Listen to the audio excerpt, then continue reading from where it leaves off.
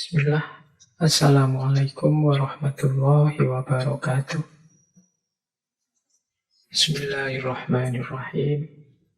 Alhamdulillahi rabbil alamin.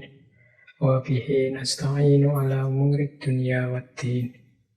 Allahumma salli wa sallim wa barik ala habibina wa syafi'ina Sayyidina wa maulana Muhammadin wa ala alihi wa ashabihi wa man tabi'ahum bi ihsanin ila yaumiddin. Amma ba'du. Bismillah, teman-teman, mari kita mulai kajian kita. Kita mulai lagi ngaji filsafat kita. Untuk bulan ini kita akan mengangkat tema yang baru. Tema yang berbeda dengan tema-tema sebelumnya. Bulan ini kita akan membahas tentang agama, tetapi dari luar. Jadi biasanya kita membahas agama itu dari dalam. Kita membahas agama sebagai orang yang beragama. Kita membahas agama sebagai pemeluk agama. Dengan segala keimanan dan kemantapan hati kita tentang kebenaran agama kita. Nah, malam hari ini kita coba bermain dengan gaya yang berbeda, belajar berpikir dengan gaya yang berbeda, yaitu kita posisikan filsafat sebagai alat untuk menganalisis agama tetapi dari luar.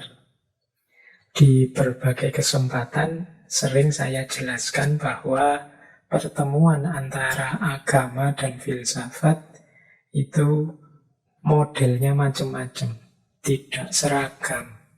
Jadi kalau ada yang tiba-tiba menyatakan bahwa filsafat itu haram, masuk dalam agama, masuknya dengan jalan yang seperti apa dulu. Karena ternyata pertemuan filsafat dengan agama itu ada pola-pola, ada model-modelnya. Ada misalnya model teologis. Model teologis itu ketika filsafat hadir dengan peran menunjukkan, menguraikan dasar-dasar rasional keimanan. Jadi di sini filsafat malah hadir memperkuat keimanan, mendukung keimanan. Kalau semula dalam beragama itu kita percaya begitu saja, iman begitu saja, dengan hadirnya filsafat ini, kita kemudian bisa tidak hanya beriman, tapi juga paham, tapi juga tahu. Nah, karena memang peran dan model pendekatannya filsafat itu kan menggali makna berpikir sedalam-dalamnya. Termasuk ketika bertemu agama, dia mengurai pemahaman-pemahaman tentang keimanan. Dari sini kemudian dia berperan memperkuat agama. Jadi justru dengan hadirnya filsafat kita tambah mantap. Kita tahu sekarang apa alasannya mengapa kita harus beriman. Kita tahu sekarang apa dasarnya kita harus percaya. Nah, ini ada gaya pertama. Nanti ada juga gaya independen, atau kadang orang menyebutnya gaya sekuler. Gaya independen ini tidak anti agama sebenarnya, tapi dia punya pandangan agama itu punya cara berpikir sendiri, punya jalan berpikir sendiri, sehingga tidak harus kemudian dijelaskan dengan sains atau dengan filsafat. Orang yang beragama silakan saja beriman, nanti yang berfilsafat berpikir tentang hal-hal selain itu. Nah, ini jalur independen, masing-masing jalan dengan pendekatannya sendiri-sendiri, masing-masing jalan dengan gayanya sendiri, tidak saling mengganggu. Di level 2 ini pun sebenarnya aman-aman saja keimanan kita. Filsafat itu mengurai hal-hal yang lain. Kalau untuk agama beriman saja yang memang mengimani, tidak akan diganggu-gugat karena diasumsikan dua hal yang berbeda. Filsafat itu jalur rasional, jalur akal, sementara agama itu jalur keimanan, jalur kepercayaan. Nah, ini gaya kedua. Ini filsafat tidak mengganggu-gugat keberadaan keimanan. Kemudian ada gaya ketiga yang malam hari ini kita coba mengangkatnya, yaitu filsafat menganalisis, memberi perspektif terhadap fenomena keagamaan. Ya, seperti saya bilang tadi, sekarang kita melihatnya dari luar. Jadi kita melihat seperti apa sih orang beragama itu. Nah, dari sini kemudian ada berbagai perspektif.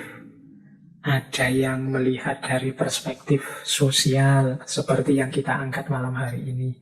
Ada yang melihat dari perspektif budaya. Ada yang melihat dari perspektif psikologi, dan lain sebagainya. Ada banyak perspektif-perspektif tentang agama. Nah, bulan ini kita coba menggunakan gaya ini. Jadi membaca fenomena keagamaan dari luar dengan berbagai perspektif. Ya tentu saja ini nanti tidak ada hubungannya dengan agama mana yang paling benar, tidak ada hubungannya dengan benar salahnya agama atau cocok tidaknya keimanan dan lain sebagainya. Jadi di bulan ini kita melihat bagaimana sih kerja agama di berbagai level hidup manusia. Seperti mungkin yang sudah diumumkan oleh teman-teman MJS, teman-teman takmir, bulan ini kita melihat dari 4 model, 4 perspektif. Ini yang pertama, malam hari ini kita bahas dari Emil Durkheim, dari perspektif sosiologis. Kemudian kita juga akan masuk minggu depan dari perspektif psikologis, William James. Sebenarnya saya ingin ngangkat Freud. Sigmund Freud kan populer sekali dengan pendekatan psikoanalisisnya terhadap agama. Tapi setelah saya ingat-ingat, sudah banyak kita dan pernah kita membahas Freud. Maka pilihannya jatuh pada William James. Meskipun mungkin kalau saya tidak salah ingat, tokoh ini juga pernah kita bahas. Tapi mungkin di bagian etik atau apa kalau saya tidak salah ingat. Tapi William James akan kita angkat minggu depan dalam gagasan-gagasan beliau membaca agama dari perspektif psikologis. Kemudian kita belajar tentang agama dari perspektif antropologis ditemani Clifford Geertz. Ini tokoh terkenal sekali kalau dalam studi agama di Indonesia. Termasuk beliau yang terkenal sekali meneliti keberagamaan masyarakat Jawa, yang terkenal sekali melahirkan trikotomi, santri, priayi, dan abangan. Dan minggu terakhir kita mengangkat tokoh kita yang juga dikenal sebagai ahli perbandingan agama atau bapak perbandingan agama di Indonesia, yaitu Bapak Mukti Ali. Ini dalam rangka melengkapi wawasan kita tentang gaya berpikir yang sifatnya perspektif terhadap agama. Oke, baik. Kita mulai ya teman-teman, pelan-pelan. Kita bahas tokoh kita ini dengan gagasannya. Ya nyuwun sewu ketika tema-tema seperti ini mungkin tidak sesederhana tema-tema sebelumnya. Kalau tema-tema sebelumnya itu sering saya sebut dipahaminya lebih mudah. Yang berat itu dilaksanakan.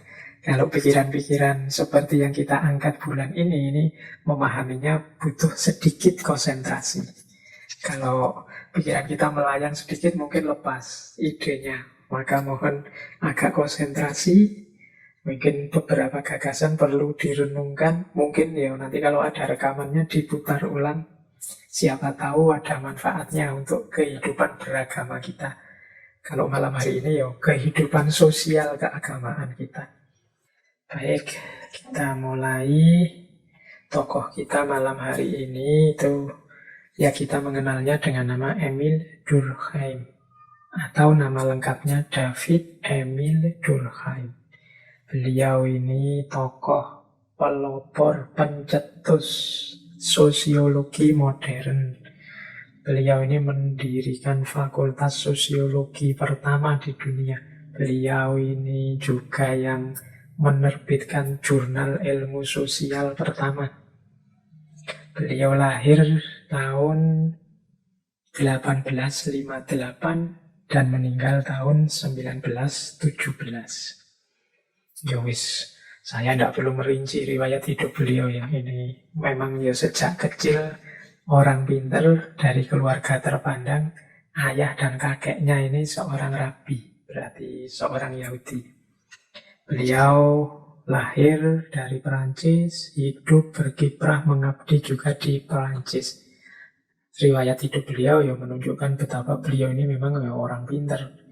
Beliau ini ya ahli filsafat, ya ahli ilmu sosial, ya ahli pendidikan, ahli antropologi, dan banyak bidang-bidang lain yang beliau kuasai. Dari sisi ini saja yang mungkin sudah kelihatan betapa beliau ini memang orang yang berkualitas. Ada banyak gagasan yang dilontarkan oleh Durkheim ini, hanya saja malam hari ini kita angkat bagian pandangan beliau tentang agama. Ya, referensi yang mungkin malam hari ini banyak kita rujuk dari buku beliau yang terkenal sekali, yang diterjemahkan dalam bahasa Inggris, judulnya The Elementary Forms of Religious Life. Jadi bentuk-bentuk dasar atau elementer kehidupan agama. Jadi ini kita akan fokus ke gagasan-gagasan beliau tentang agama. Durkheim ini ya tadi meninggal tahun 1917, tanggal 15 November. Jadi mungkin sekitar 2 minggu lagi kita harus haul ini, haulnya Emil Durkheim. Beliau meninggal sekitar usia 59. Ya, beliau orang yang terpandang, beliau orang yang terhormat sebagai akademisi, meskipun mungkin ada yang sedikit menarik, akhir hidup beliau sebenarnya agak gelisah, karena beliau menggelisahi perang-perang yang banyak terjadi, khususnya Perang Dunia Pertama pada saat itu. Nanti banyak mahasiswa-mahasiswa beliau yang kena wajib militer dan akhirnya tewas. Bahkan termasuk anak laki-laki beliau sendiri tewas dalam perang. Ini pada akhirnya menyerang mental beliau, sehingga akhir hidup beliau agak terpukul, agak gelisah. Ceritanya beliau ini bahkan sempat lumpuh dan kemudian akhirnya meninggal. Baik, teman-teman, kita mulai ya membahas gagasan-gagasan Emil Durkheim ini. Yang jelas beliau ini yang memang dikenal sebagai tokoh sosiologi. Semoga tidak ada yang komplain lagi ya, Pak, ini kan tentu tokoh sosiologi kok yang dibahas di ngaji filsafat. Ya seperti bolak-balik saya jelaskan di ngaji-ngaji sebelumnya, algoritma ngaji kita. Jadi siapa saja, tokoh siapa saja, gagasan apa saja bisa masuk ke sini dalam konteks kita ambil pelajaran, kita ambil manfaat, kita ambil hikmahnya untuk meningkatkan kualitas hidup kita. Apalagi dari tokoh-tokoh besar seperti Durkheim ini. Baik, bismillah, kita mulai. Jadi Emil Durkheim ini, ya karena dia seorang sosiolog, objek perhatian utama beliau adalah kehidupan masyarakat. Nah, di antara banyak aspek kehidupan masyarakat, yang menarik perhatian beliau adalah kohesi dan integrasi sosial. Jadi beliau ini melihat, ya kalau zaman dulu masyarakat itu kan disatukan oleh identitas-identitas seperti ras, suku, agama, dan yang sejenis itu. Orang tetap bisa kompak, bisa bersatu sebagai masyarakat karena ada unsur-unsur alamiah tadi. Nah kalau hari ini kan situasinya sudah berubah ini. Tidak seperti dulu, masyarakat sudah semakin plural, beragam, bercampur. Bagaimana mempertahankan ikatan sosial kebersamaan itu? Nah, ini fokus perhatiannya Durkheim. Kalau zaman dulu sih enak, kita sesama Jawa, yuk kompak membangun Jawa, itu kan enak. Kita sesama masyarakat mana kompak dengan identitas ras kesukuan kita. Tapi ketika zaman sudah modern kan tidak sesederhana itu. Perlu penelitian lebih lanjut bagaimana orang modern itu masih kompak dan bersatu. Nah ini secara umum gagasan sosiologinya Durkheim ke sana. Kemudian beliau ini juga melihat tatanan masyarakat itu adalah terdiri dari bagian-bagian yang masing-masing bagian punya fungsi dan peranannya sendiri-sendiri. Jadi masing-masing bagian di tengah masyarakat, ya misalnya ada yang mimpin, ada yang dipimpin, ada yang ngurusi ini, ada yang ngurusi itu, ada yang berkedudukan ini, ada yang berkedudukan itu di tengah masyarakat.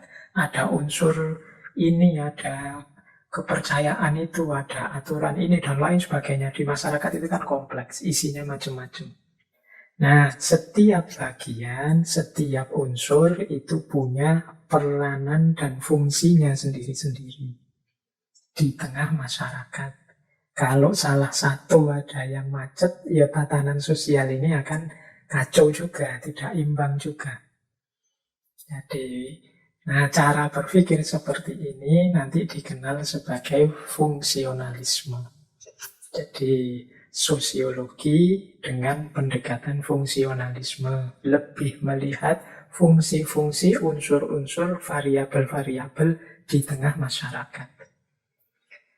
Jadi ini dasarnya ini ya. Nanti dari sini berkembang teori macam-macam, cuma akan kita arahkan, kita bawa ke tema kita, yaitu tentang agama. Baik, kita mulai dengan satu quote dari Emil Durkheim.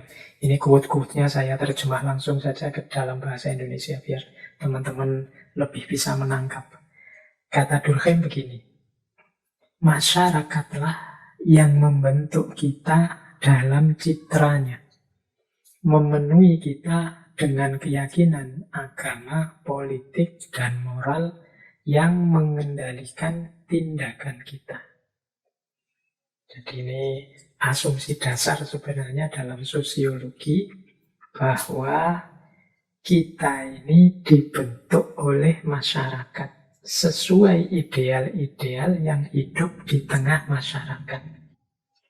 Baik, jadi quotes ini nanti jadi dasar pemikirannya Durkheim.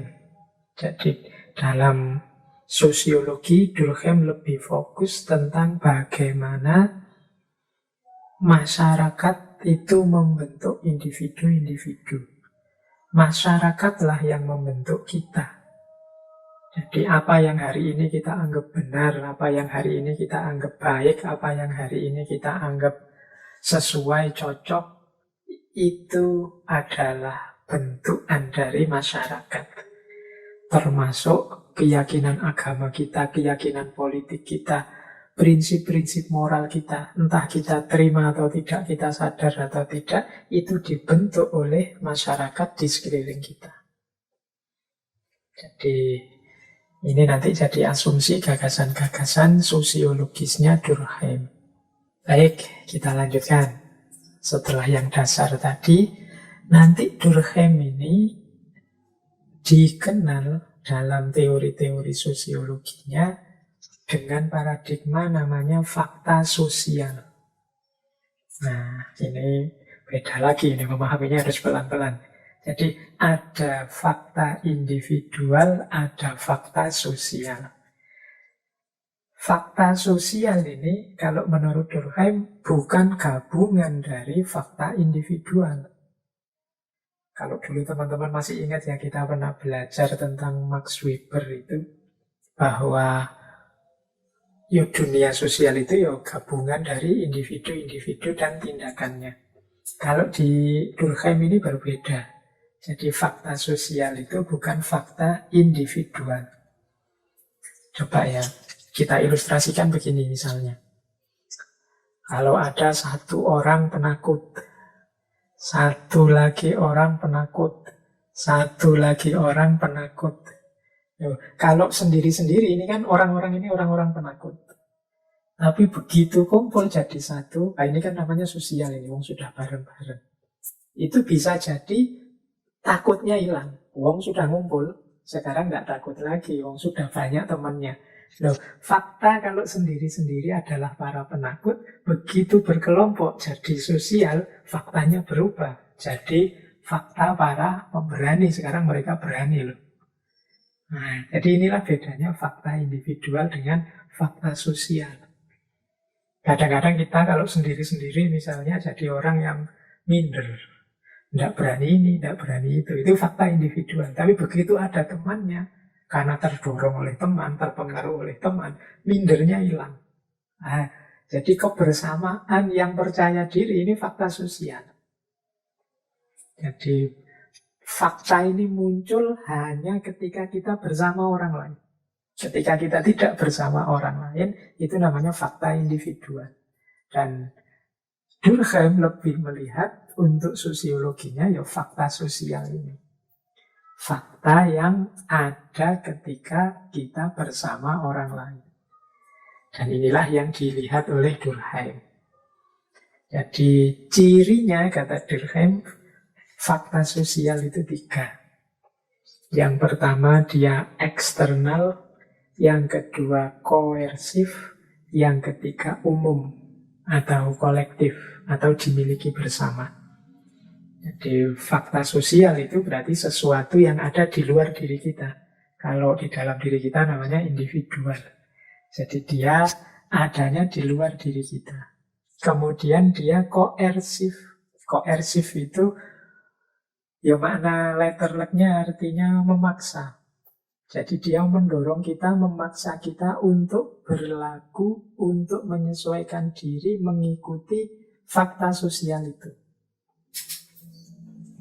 Misalnya di kampung kita itu orang baik itu ditandai di masyarakat itu dikesankan cirinya yang rajin ikut kerja bakti misalnya.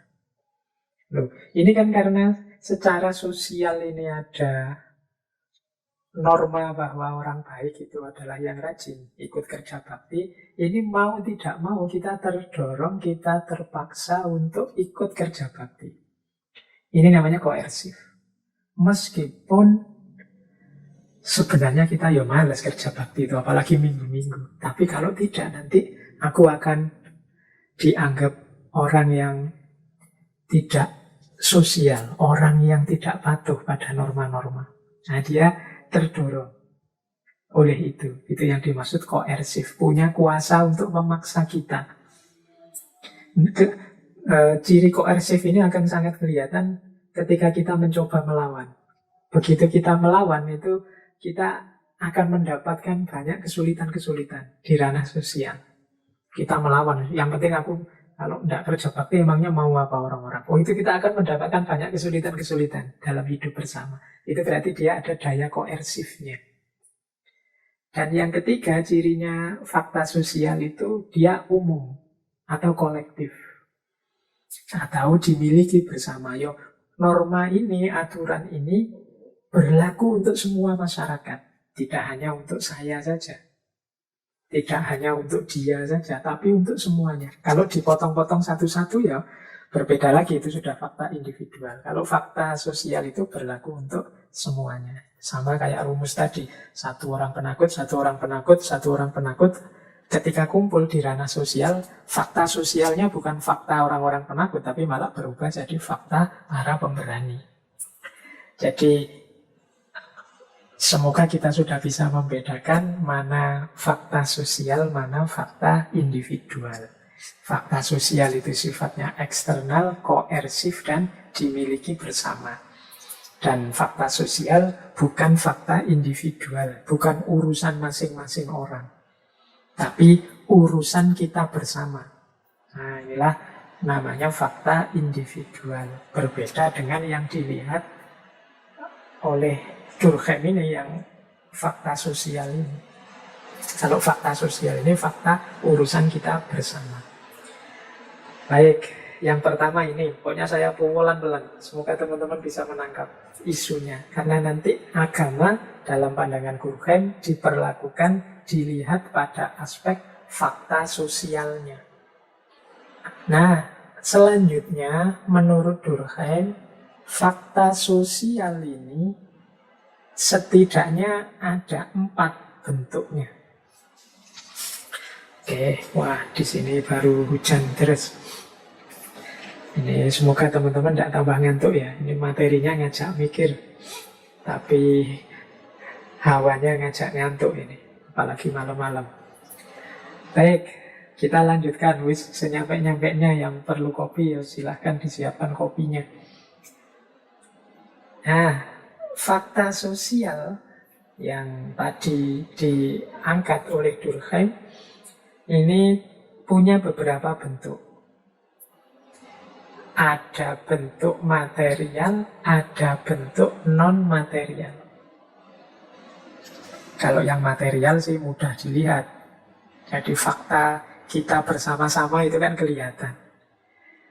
Ke masjid bersama-sama, kerja bakti bersama-sama, kemudian apalagi makan-makan bersama-sama, itu kan fakta-fakta sosial yang bareng. Secara material kelihatan.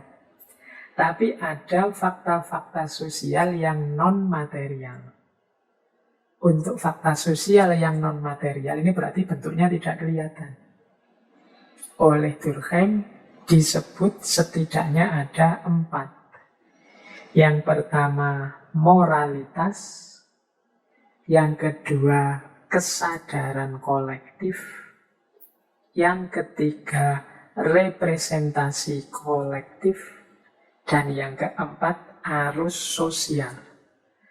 Nah, ini lagi-lagi harus pelan-pelan, pokoknya saya menjelaskan juga pelan-pelan. Paling tidak kita alhamdulillah dapat wawasan baru malam hari ini.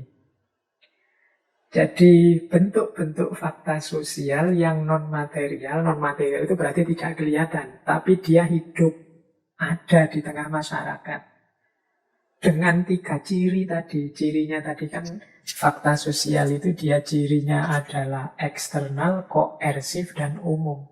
Nah, meskipun tidak kelihatan, non-material, tapi tetap berciri eksternal, koersif, dan umum. Apa yang 4 itu? Yang pertama adalah moralitas. Nilai-nilai moral ini kan sesuatu yang tidak kelihatan, tapi dia hidup di tengah masyarakat. Kalau tanpa nilai-nilai ini mungkin hidup kacau balau. Durkheim mendefinisikan moralitas itu sebagai cara masyarakat untuk mengendalikan pemenuhan kebutuhan. Ini unik ya definisinya. Kita sudah sering ngaji tentang etik, tentang moral, tentang akhlak. Tapi Durkheim ini punya definisi yang unik tentang moralitas, yaitu cara masyarakat untuk mengendalikan pemenuhan kebutuhan. Jadi dalam perspektifnya Durkheim, setiap orang itu kan punya kebutuhan-kebutuhan, punya keinginan-keinginan, punya target-target. Ini kalau dilepaskan begitu saja tanpa dikendalikan, keinginanku dengan keinginan kalian, dengan target-target kalian itu bisa jadi tabrakan, tidak karu-karuan. Saya ingin nomor 1, teman yang di sana juga ingin nomor 1, yang sini juga ingin nomor 1. Wah, ini kalau tidak diatur, ini bisa rebutan tidak karu-karuan.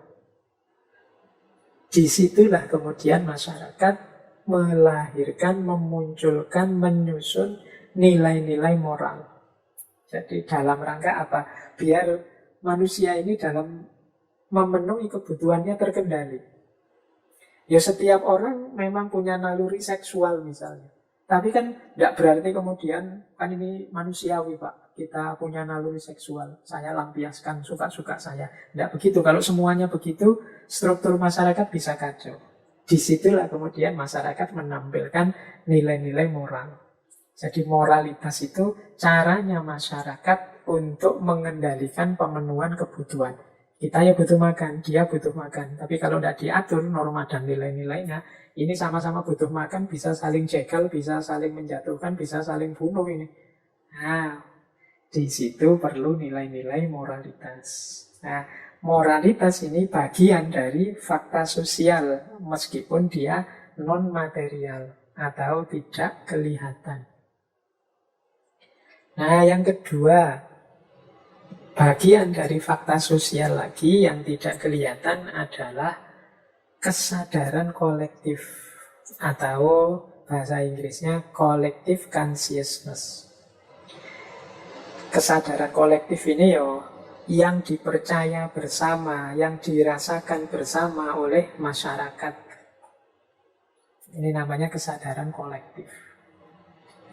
Mudahnya kesadaran kolektif itu misalnya kami semua di desa kami sadar untuk taat prokes kesehatan sekarang. Tanpa harus dipaksa-paksa, semuanya secara otomatis kemudian pakai masker, menjaga jarak. Nah, ini namanya sudah jadi kesadaran kolektif. Jadi apa yang kita sadari bersama-sama, semua orang mengikuti kesadaran ini. Itu namanya kesadaran kolektif. Jadi ini termasuk fakta sosial yang kedua. Misalnya ya kesadaran kolektif itu seperti di masyarakat, kalau ada yang sakit, kemudian secara otomatis tetangga-tetangga, baik dekat maupun jauh, itu berusaha berbondong-bondong untuk menjenguk. Karena ini dianggap bagian dari kepedulian sosial. Meskipun tidak ada yang ngundang, meskipun tidak ada yang woro-woro, otomatis saja pada berdatangan. Kalau ada tetangga meninggal, ya semuanya berusaha untuk membantu. Setidaknya hanya takziah, membantu pengelolaan jenazah. Ini sudah jadi kesadaran kolektif. Nah, jadi ini juga fakta sosial. Kemudian yang ketiga ada representasi kolektif.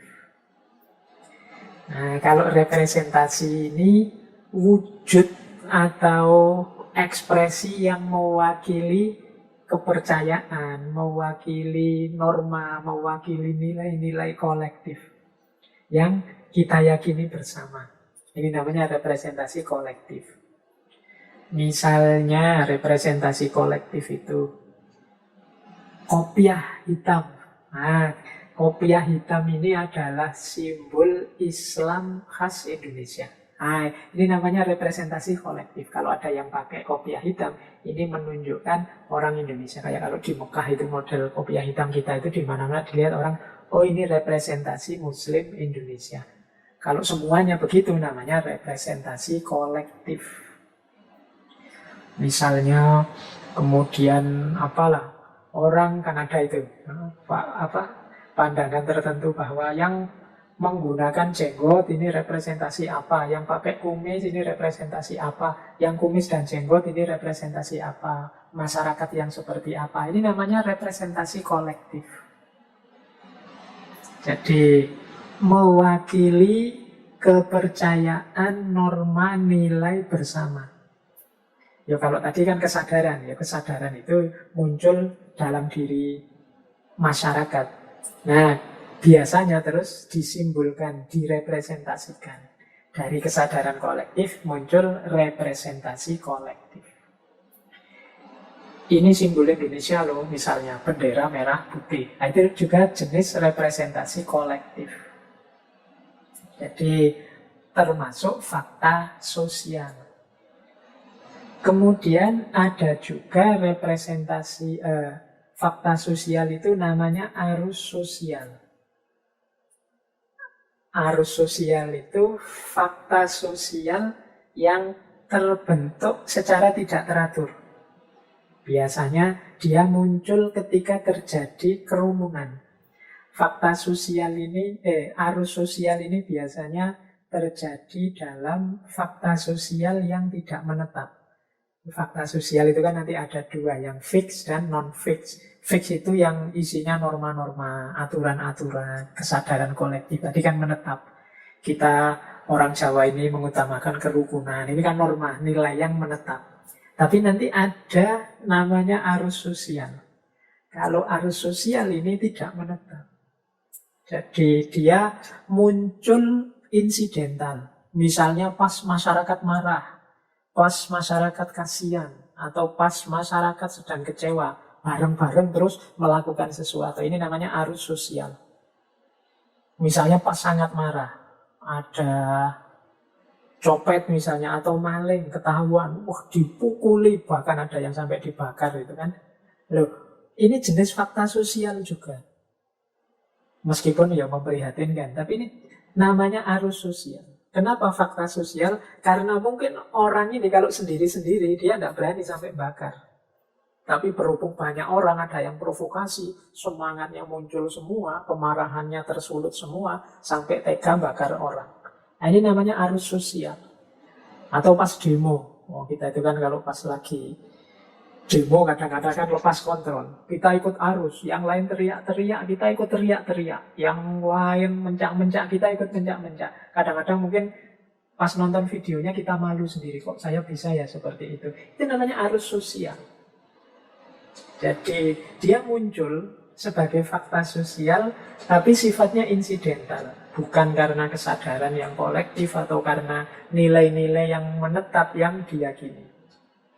Jadi ini namanya arus sosial. Yo, sering saya contohkan dulu waktu kita masih ngaji offline itu kan, termasuk arus sosial itu misalnya kalau kita sendiri-sendiri, misalnya ada cowok yang malu-malu kalau sama cewek, apalagi ketemu sendiri-sendiri. Tapi kalau pas bareng-bareng, beraninya muncul. Ada cewek, dia ikut sweet-sweet, ikut menyapa, ikut menggoda.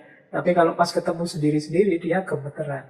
Nah, ketika banyak teman terus sweet-sweet ikut menggoda, ini jenis arus sosial dan merupakan bentuk bagian dari fakta sosial. Dia muncul ketika kita bareng-bareng orang lain. Kalau sendiri-sendiri tidak.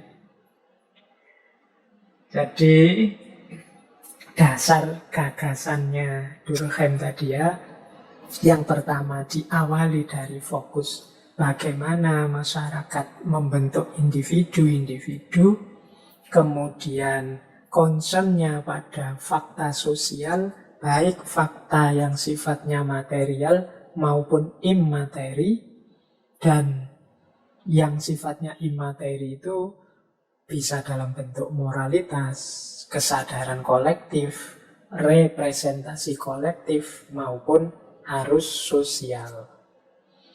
Baik, itu dasarnya gagasan-gagasan sosiologinya Durkheim secara umum.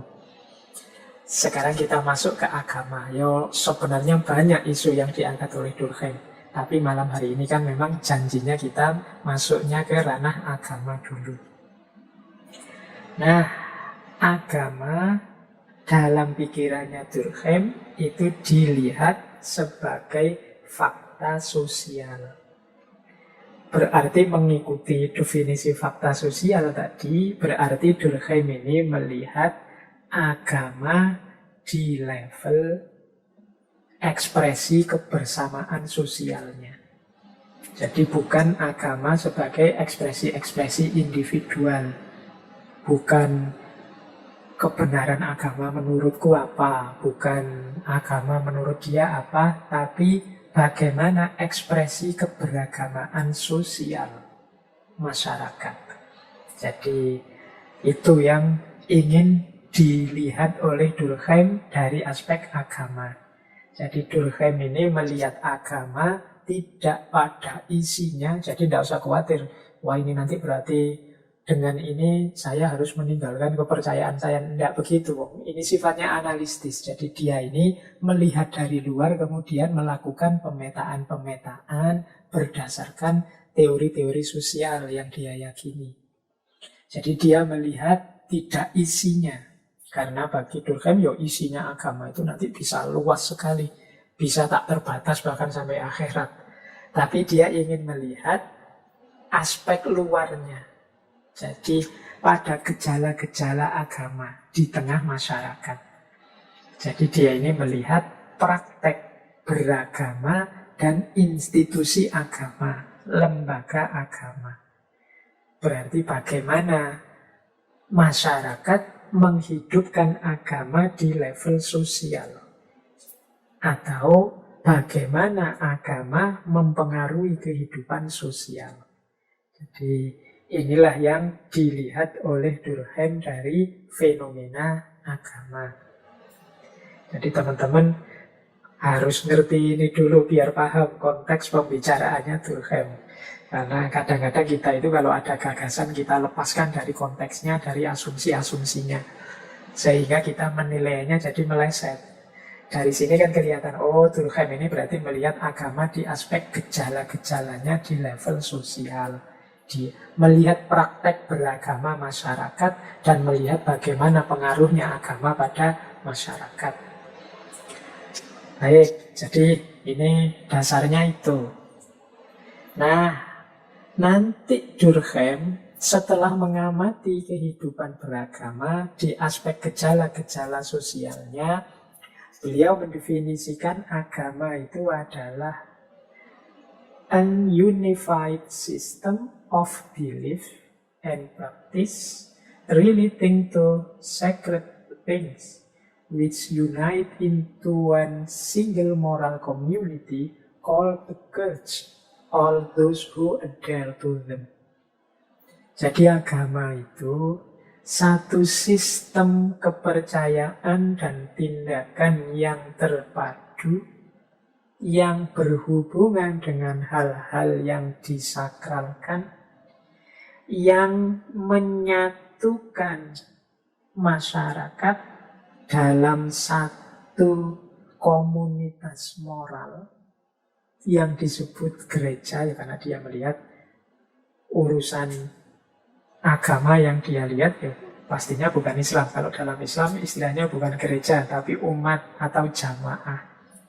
Jadi ada yang penting ini, church ini maksudnya para pengikut agama. Jadi church all those who adhere to them. Jadi orang-orang yang mengafiliasikan diri, mengabdikan diri, memeluk agama itu. Jadi namanya umat atau jamaah. Jadi dari definisinya Durkheim ini, dia melihat secara sosial agama itu adalah sistem kepercayaan dan tindakan yang terpadu. Ya, terpadu itu kan maksudnya koheren. Semuanya juga begitu. Isinya, kontennya, cara mempraktekkannya. Jadi tidak beda-beda, tidak jalan sendiri-sendiri. Agama itu kan punya kode-kode keimanan dan kode-kode tindakan yang sama. Orang Muslim di sini, di Indonesia dengan Muslim di mana, itu kan terpadu sistem kepercayaan dan sistem tindakannya. Yang itu ciri kedua berhubungan dengan hal-hal yang suci atau sakral. Dalam agama pasti ada yang disucikan atau disakralkan. Mungkin itu ajaran, mungkin itu hal-hal supranatural, mungkin itu tokoh-tokoh dan lain sebagainya. Bahkan waktu juga ruang. Ada hari-hari yang dimuliakan, disucikan, ada tempat-tempat yang dimuliakan, disucikan dan lain sebagainya. Selalu ada unsur ini. Kemudian ada jamaahnya. Jadi ada masyarakatnya. Jadi dalam definisinya Durkheim ini ternyata agama itu unsur dasarnya 3, yaitu sistem kepercayaan dan tindakan, yang kedua berhubungan dengan hal-hal yang sakral, dan yang ketiga ada komunitasnya. Ini yang oleh Durkheim disebut agama. Mungkin teman-teman tanya, kok tidak disebut definitif misalnya agama itu yang ada Tuhannya Pak, yang penuh dengan supranatural misalnya. Nah, kalau menurut Durkheim, sebagian besar agama mungkin ada Tuhannya, ada supranatural-supranaturalnya, tapi ada juga agama yang dalam tanda petik tidak ada Tuhannya, tidak ada entitas-entitas supranatural puncak. Ada agama-agama yang isinya lebih banyak kode-kode moral saja dan lain sebagainya. Ya kalau membuat definisi kan memang tuntutannya harus utuh. Jadi maka yang lebih dilihat oleh Durkheim ya 3 unsur ini. Apalagi Durkheim hanya melihat aspek gejala di level sosial. Ya di level sosial itu ya isinya 3 ini. Kepercayaan dan tindakan, hal-hal yang disakralkan dan yang tidak disakralkan, serta umat, komunitas, jamaah. Ini nanti dijelaskan di belakang seperti apa unsur-unsur umat, komunitas, jamaah itu seperti apa, hal-hal sakral itu, kemudian seperti apa sistem kepercayaan dan tindakan itu. Oke, baik, itu tadi definisinya agama. Nah, sekarang kita lanjutkan. Dasar-dasar pemikirannya Emil Durkheim tentang agama. Ini saya ambil beberapa potongan dari buku Elementary Forms of Religious Life. Kata Durkheim dari buku itu ya, ini beberapa quotes yang menurut saya menarik. Yang pertama, religion is the wellspring of social life. Agama adalah sumbernya kehidupan sosial. Nanti kita jelaskan satu-satu, kita baca dulu saja kayak orang ngaji. Meskipun bahasa Inggris. Ya meskipun bahasa Inggris saya masih dialeknya dialek Jogja, dialek Jawa. Yang kedua, religion is the collective force of society over individual. Agama adalah kekuatan kolektif masyarakat atas individu. Kemudian yang ketiga, religion is not far for the most part a matter of individual choice, but instilled into the members of the society. Agama itu sebagian besar bukan masalah pilihan individu, tetapi sesuatu yang ditanamkan ke dalam diri anggota masyarakat. Yang terakhir, in reality, there are no religion which are false. All are true in their own fashion. Dalam kenyataannya, tidak ada agama yang salah. Semuanya benar dengan caranya sendiri. Kalimat-kalimat ini yang pertama menunjukkan bahwa agama itu adalah sumbernya kehidupan sosial, sumbernya kekuatan sosial. Agama itu wellspring of social life dan collective force of society. Jadi dengan adanya agama, kehidupan sosial semakin kuat. Kebersamaan semakin terjamin.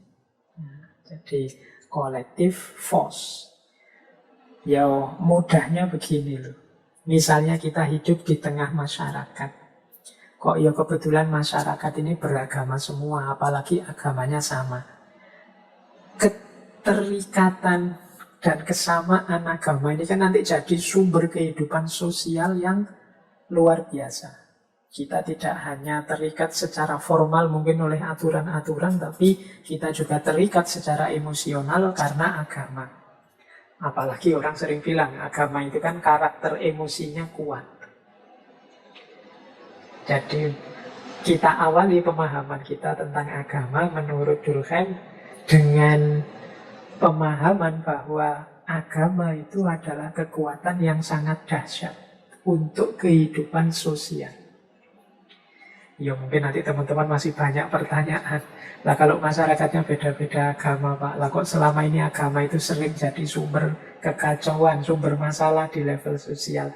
Yaitu nanti kamu bahas sendiri, kita bikin tema sendiri tentang itu. Tapi dalam cermatannya Durkheim, agama itu variabel yang sangat dahsyat dalam kehidupan sosial. Nanti ada beberapa fungsi agama dijelaskan. Jadi yang pertama ini. Yang kedua, mengikuti elementary forms tadi, kita selama ini kan sering bilang bahwa ya individu yang milih agama. Tapi menurut Durkheim tidak, masyarakatlah yang memilihkan agama untuk kita.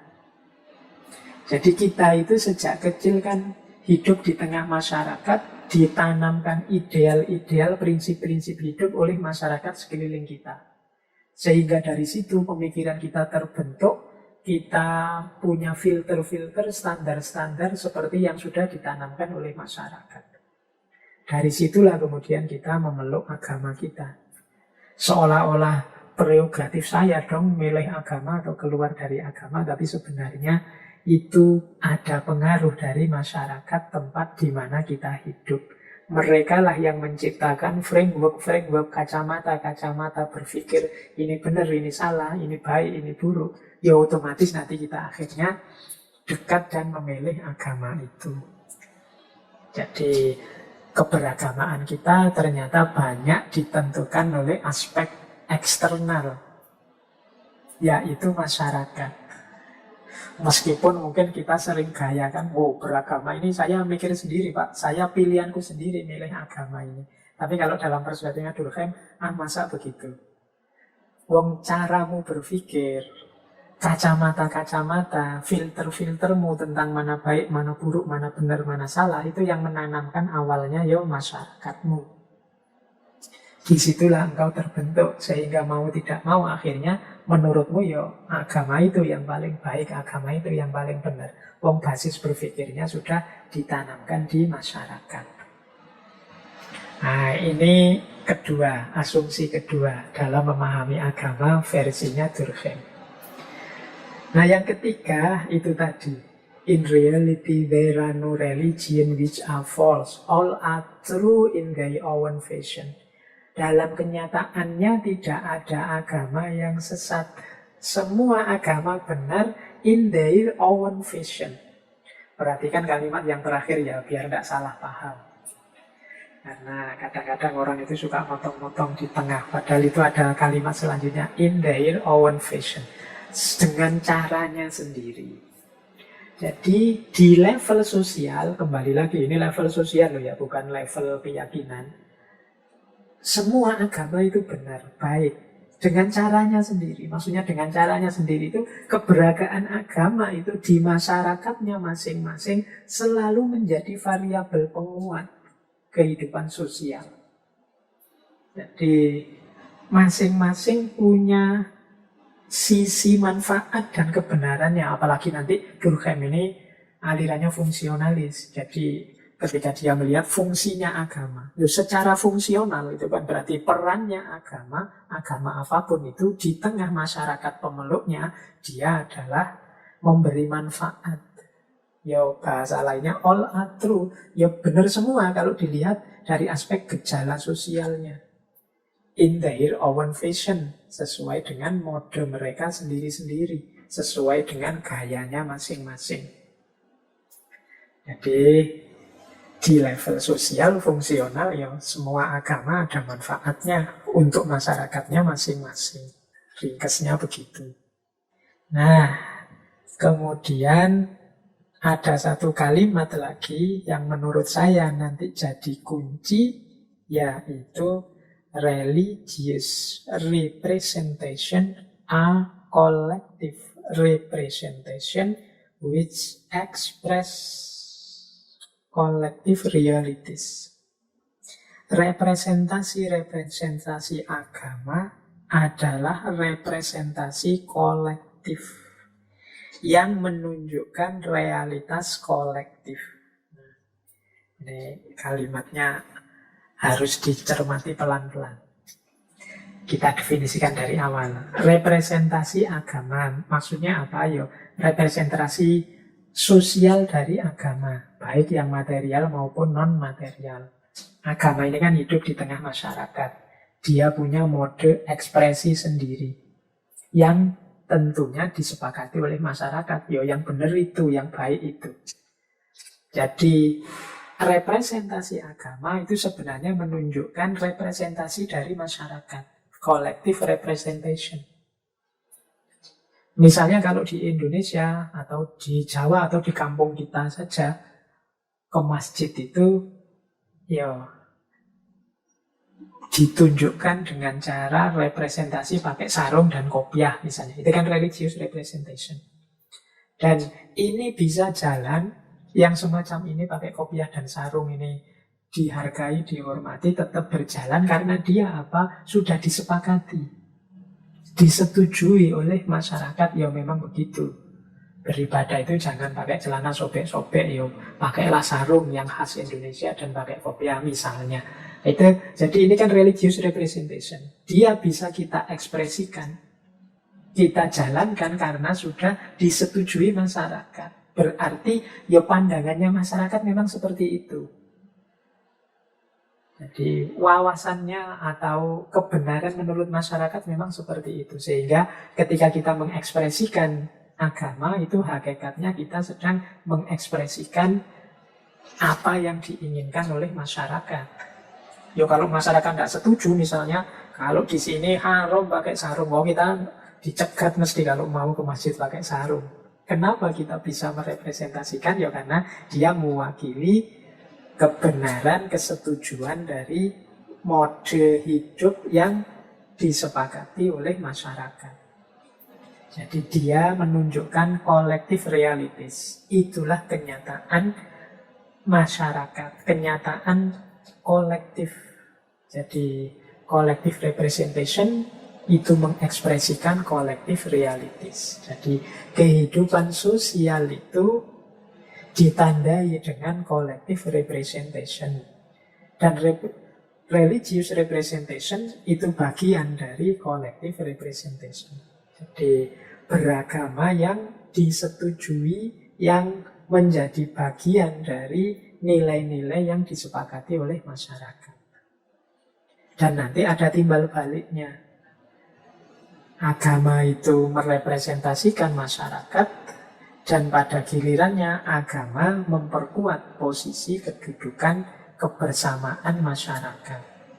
Jadi ini keywordnya. Jadi kalau ingin memahami agama menurut Durkheim itu seperti apa, ya kalimat ini bisa jadi kunci. Religious representation are collective representation which express collective realities.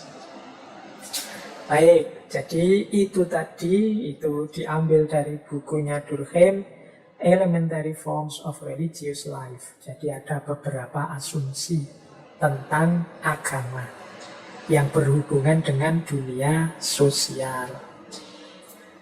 Oke, selanjutnya. Nah, karena Durkheim ini seorang fungsionalis, dia melihat agama itu memerankan beberapa peran kunci yang penting di tengah masyarakat.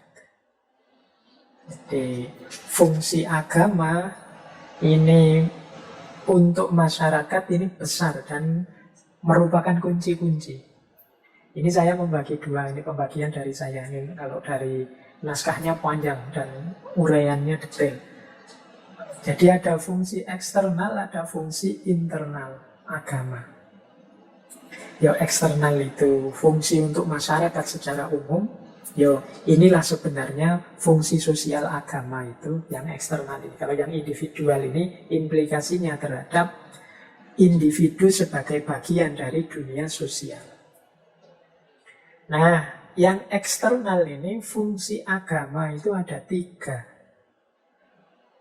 Yang pertama kohesi sosial, yang kedua kontrol sosial, dan yang ketiga provide meaning and purpose, memberi makna dan tujuan pada hidup.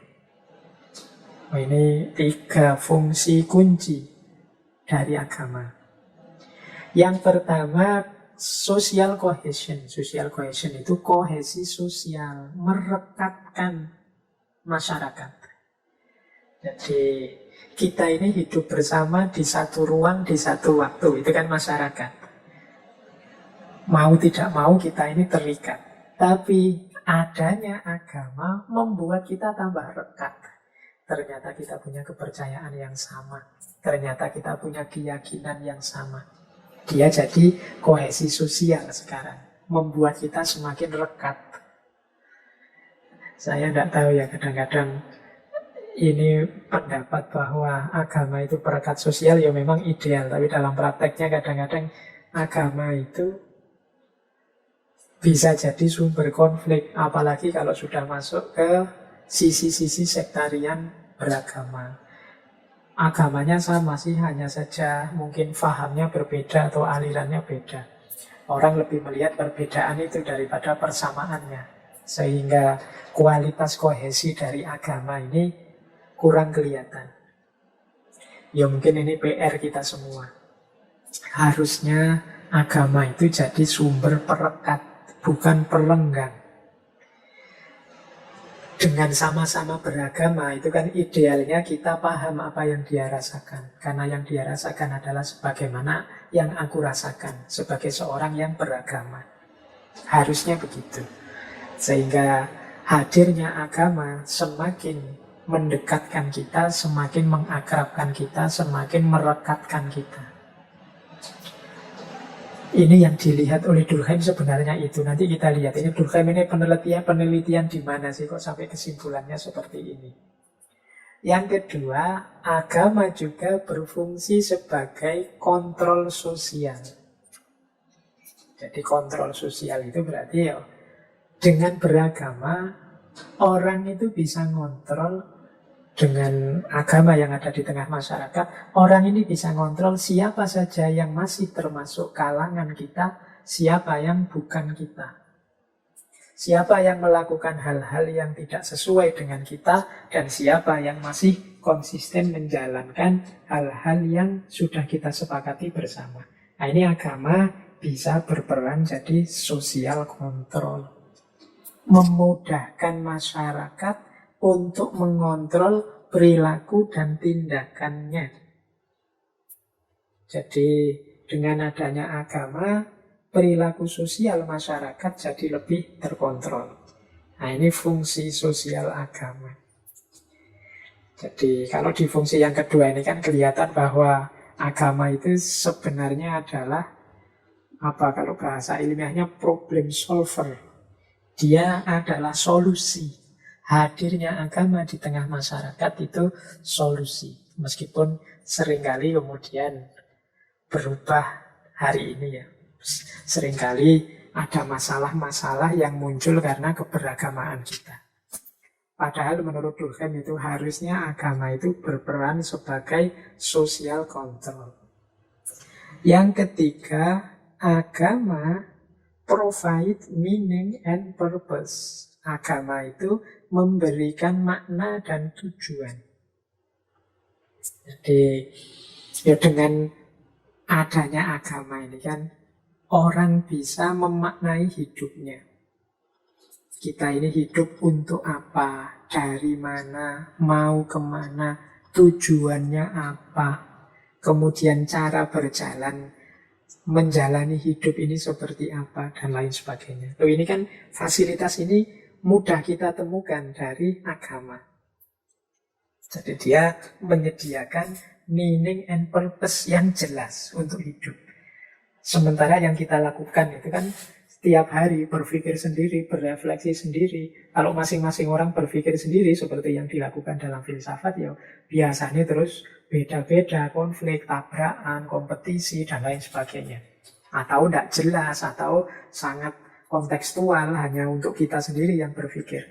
Tapi agama sebagai lembaga, sebagai institusi memberi arahan jelas. Hidup ini tujuannya ke sini loh, maknanya ini loh. Nah, itu yang diberikan oleh agama. Memudahkan seseorang menjalani hidup. Jadi tidak perlu ruwet-ruwet, ada agama saja. Berarti ya kalau aku disuruh ini yang aku lakukan. Aku dilarang itu, ya itu tidak aku lakukan. Dan ini manfaatnya besar untuk kehidupan sosial. Jadi fungsi agama secara luas, dia bermain sebagai social cohesion, social control, dan memberi makna dan tujuan untuk hidup bermasyarakat. Nah, masih ada juga beberapa fungsi lain. Ini pengembangan dari fungsi eksternal tadi, beberapa fungsi internal. Yang pertama, disciplinary. Jadi mendorong penertiban diri masing-masing anggota masyarakat. Jadi orang itu kan kadang-kadang kalau disuruh oleh orang yang lain atau aturan yang dia anggap ini perintah dari orang juga, biasanya tidak terlalu welcome untuk patuh. Alah, yang nyuruh juga orang aja kok. Nah, ini kan sulit memaksanya. Khawatir orang itu memang takut dizalimi, takut ditindas. Jadi dia selalu waspada. Kalau yang merintah ini orang biasa atau yang merintah ini tidak luar biasa. Tapi agama, ya agama ini kan diimani, diyakini ada sumber-sumber supranatural, ada yang luar biasa, yang lebih besar di luar manusia, yang mendorong untuk berperilaku yang baik, yang tertib. Nah, kalau yang merintah agama, orang biasanya cenderung lebih patuh. Karena dia tahu meaning dan purpose-nya hidup ini, serta hal-hal besar yang lebih besar dari dirinya. Jadi, secara sosial, hadirnya agama kadang-kadang tidak disadari membantu seseorang untuk disiplin, tertib. Kalau tidak boleh, ya tidak boleh. Kalau boleh, ya boleh. Kalau harus dijalankan, dijalankan. Itu kalau ada embel-embel ini agama loh yang nyuruh, itu biasanya orang cenderung lebih patuh. Kemudian yang kedua kohesif. Sama kayak yang eksternal tadi ya. Kohesif ini maksudnya membuat seseorang lebih terikat dengan masyarakatnya. Lebih punya sense of belonging. Aku ini bagian dari masyarakatku. Karena masyarakatku juga cerminan dari diriku. Kita punya dasar agama yang sama. Jadi ada fungsi kohesifnya. Meskipun fungsi kohesif ini secara individu yang berhubungan dengan masyarakatnya. Kemudian vitalizing. Vitalizing ini membuat hidup lebih semangat, lebih bergairah, lebih apalagi, lebih merasa terdorong. Jadi agama ini semacam booster dalam hidup kita. Itu namanya vitalizing, membuat kita semakin tinggi vitalitasnya, semakin bersemangat. Karena ada dorongan-dorongan dari agama. Kemudian yang keempat adalah fungsi euforik.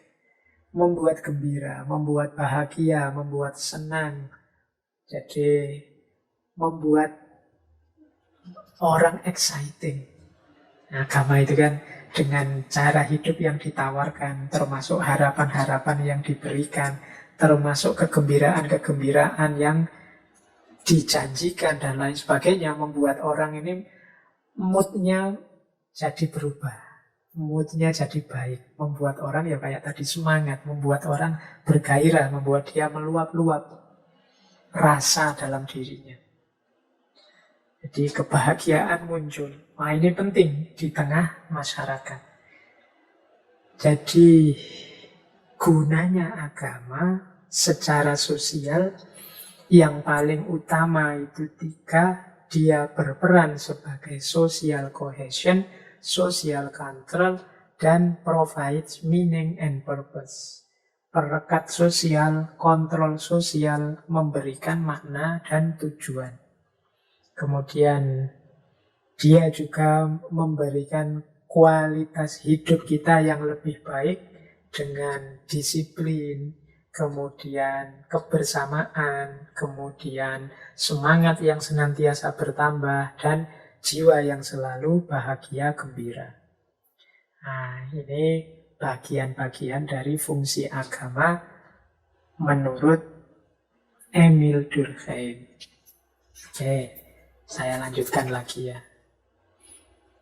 Nah, ada satu konsep menarik dari Durkheim yang kalau kita hubungkan dengan agama, ini mungkin bisa jadi pijakan analisis kita tentang yang kita rasakan saat beragama bersama yang lain. Ada istilah dari Durkheim namanya collective effervescence.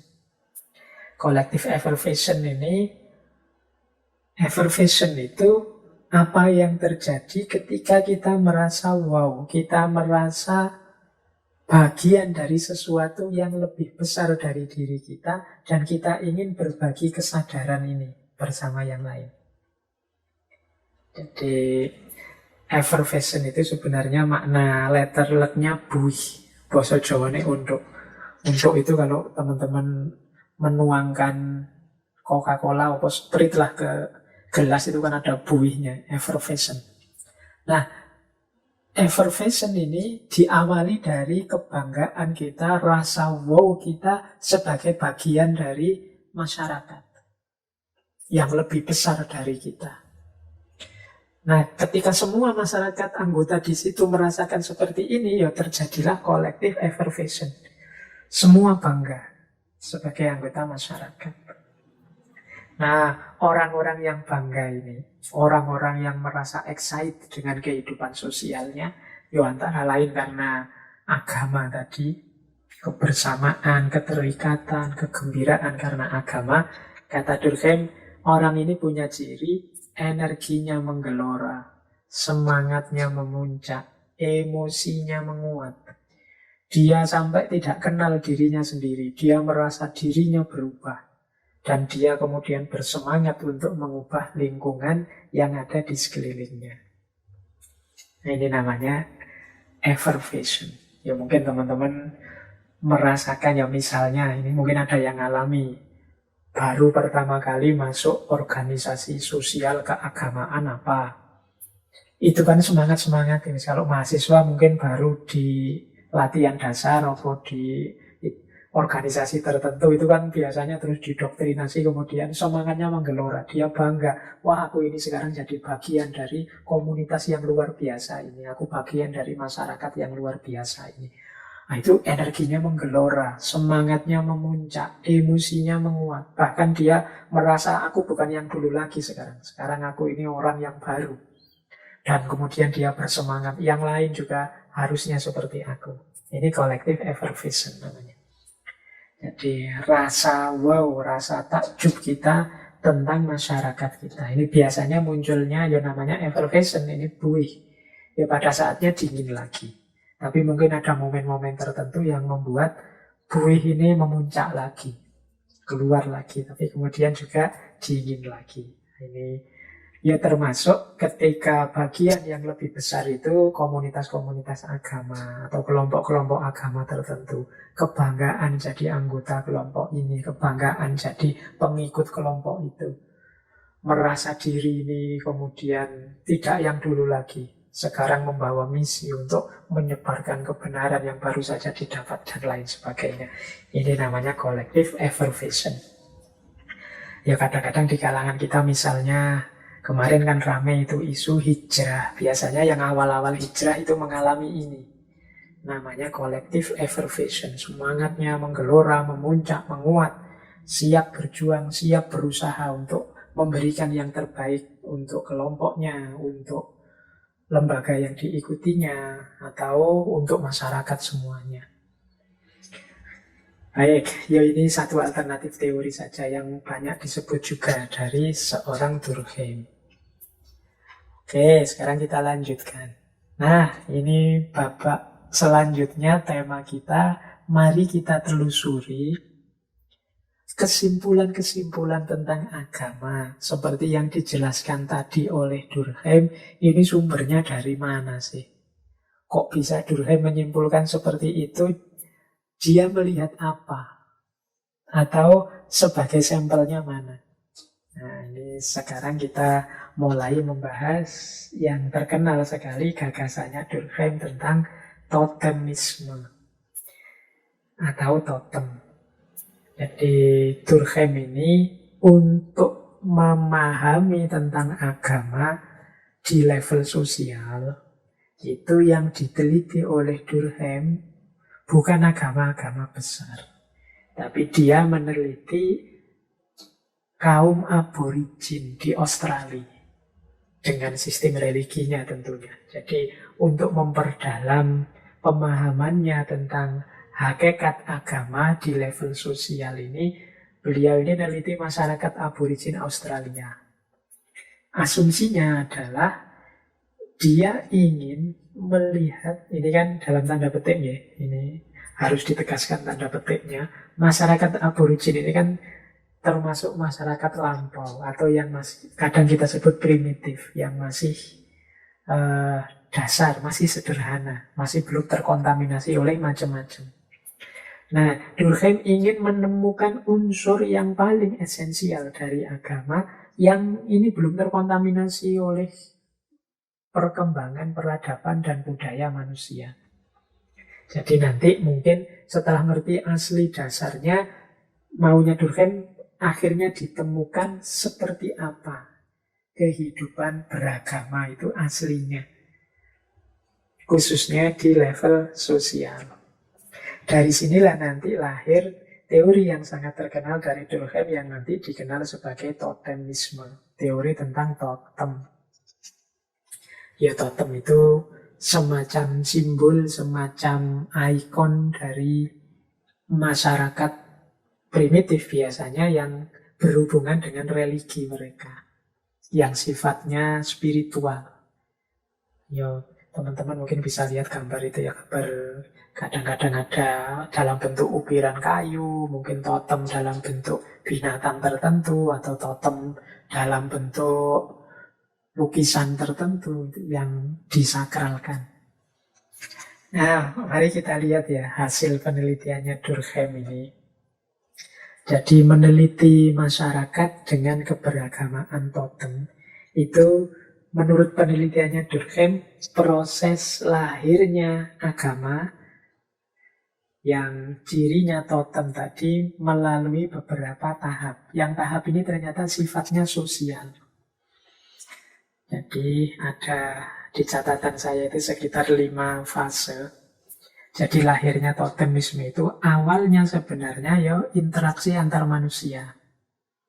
Jadi dulu awalnya manusia primitif itu kan nomaden, hidup sendiri-sendiri. Dan ketika dimulai hidup bareng-bareng berkelompok, itu kan terus terjadi pertemuan-pertemuan. Interaksi-interaksi sesama yang semakin meningkat.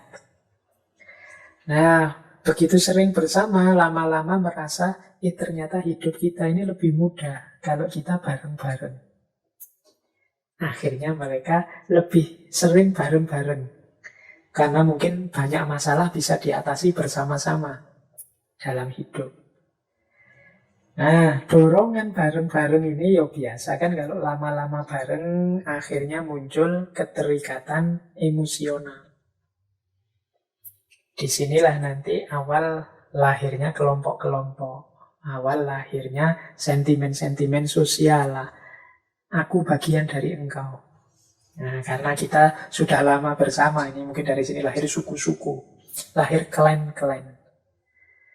Nah, kemudian seiring dengan munculnya kelompok-kelompok, muncul pula rasa emosi termasuk aturan-aturan, batasan-batasan. Demi kehidupan bersama kita agar tetap kuat, kita harus begini, kita harus begitu, dan lain sebagainya. Dari situ kemudian mereka merasa ternyata hidup kita ini semakin kuat, semakin superpower, semakin dahsyat ketika kita bersama-sama.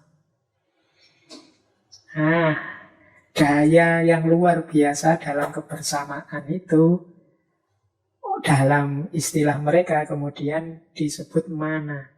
Mana ini kan semacam daya yang luar biasa di balik sesuatu. Nah, kebersamaan yang luar biasa yang memudahkan hidup ini kemudian disimbolkan dengan mana. Mana ini powernya. Nah, mana ini akhirnya nanti direpresentasikan, dilambangkan, dibikinkan ikon, tanda dalam bentuk totem. Jadi totem itu biasanya bentuknya kayak emblem, kayak semacam gambar, kayak sosok seperti saya bilang tadi, mungkin patung, mungkin patung Garuda atau patung binatang ini, binatang itu, atau simbol manusia yang figuratif dan lain sebagainya. Ini namanya totem. Ini totem ini biasanya dipandang sebagai representasi kekuatan di balik kebersamaan ini. Nah, totem ini kemudian disakralkan, disucikan, dan dibuatlah peraturan-peraturan dalam yang berhubungan dengan totem ini. Nah, ini menurut Durkheim dari situlah kemudian mulai lahir yang hari ini kita sebut agama atau religi. Adanya totem ini membuat mereka semakin terikat, semakin merasa bersatu, semakin merasa solider sesama mereka. Jadi ini lahirnya agama dari perspektif totemisme versinya Durkheim. Jadi diawali ternyata dari kebutuhan manusia akan hidup bersama, yang kemudian direpresentasikan lewat totem, yang setelah totem itu ada solidaritas masyarakat semakin kuat. Dan ini nanti diwariskan ke anak cucunya. Totem ini akhirnya jadi yang disakralkan atau mungkin yang disembah, yang dia menjamin kohesi atau solidaritas sosial.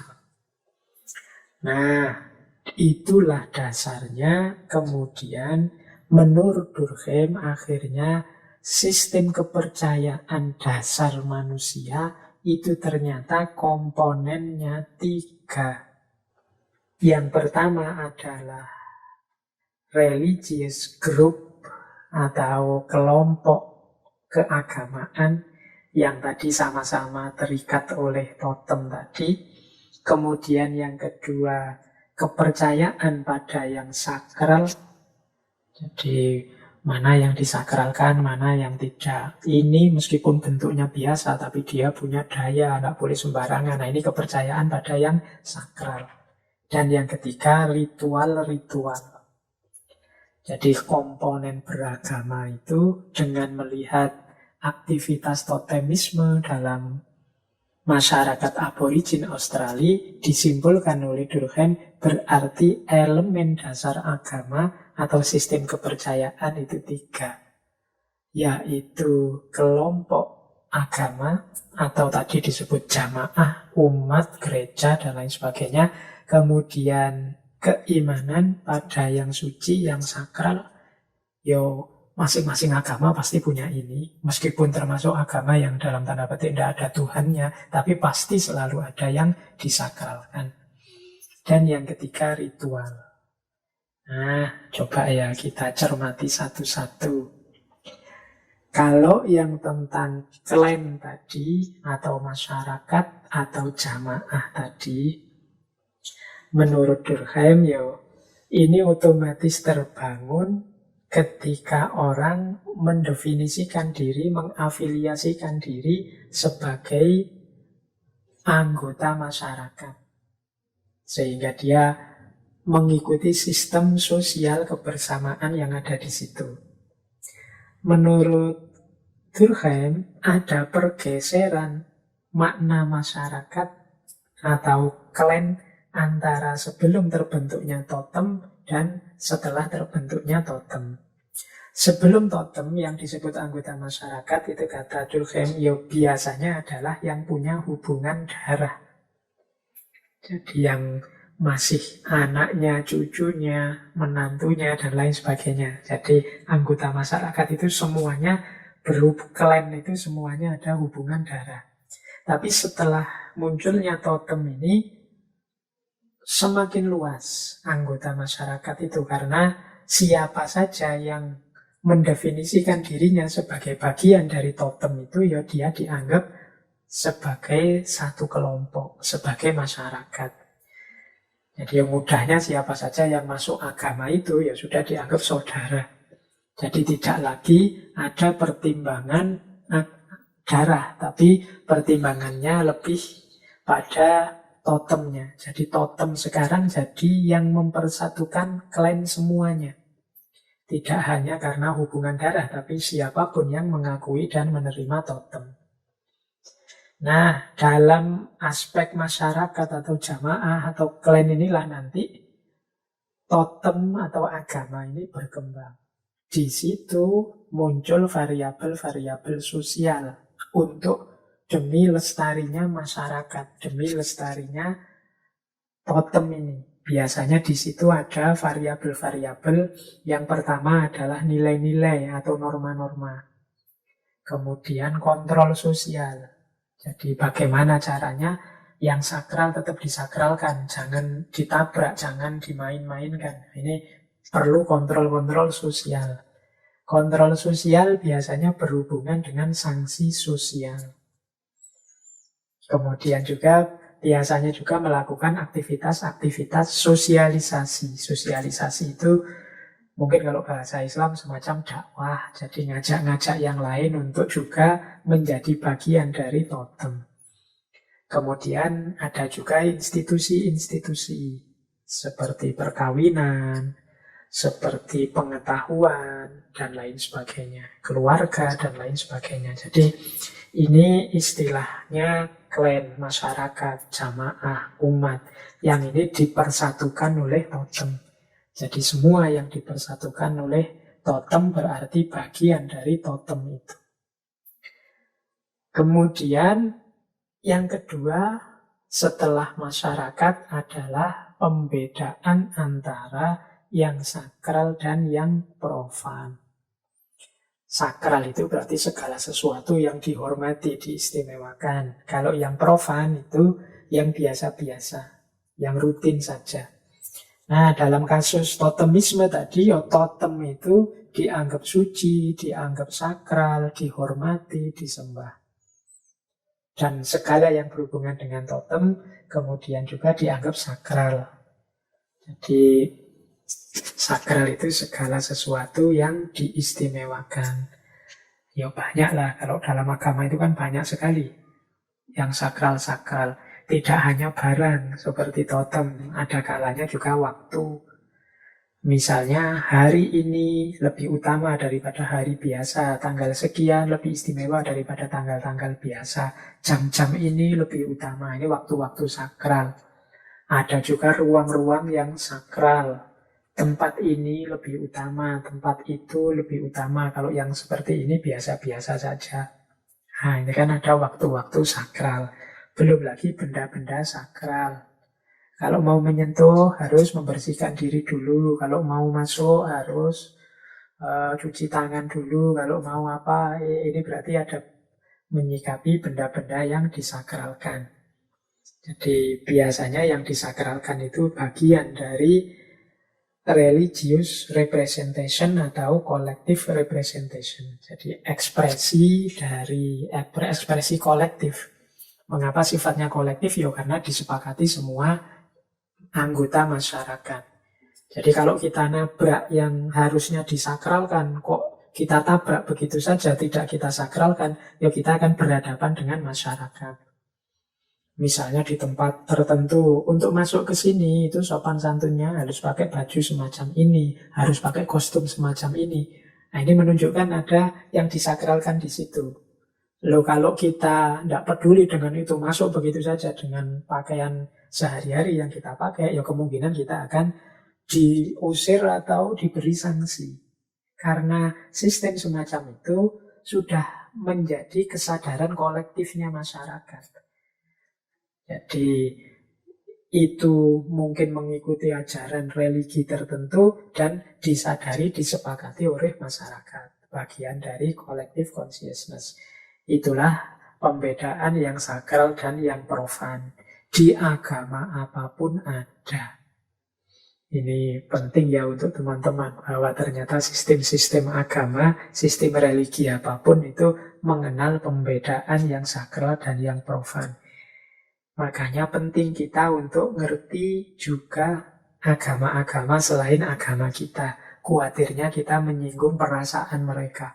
Yang mereka sakralkan kita tabrak saja, yang mereka hormati malah kita rusak, kita tidak tahu. Maka penting bagi kita untuk tahu mana yang sakral, mana yang profan.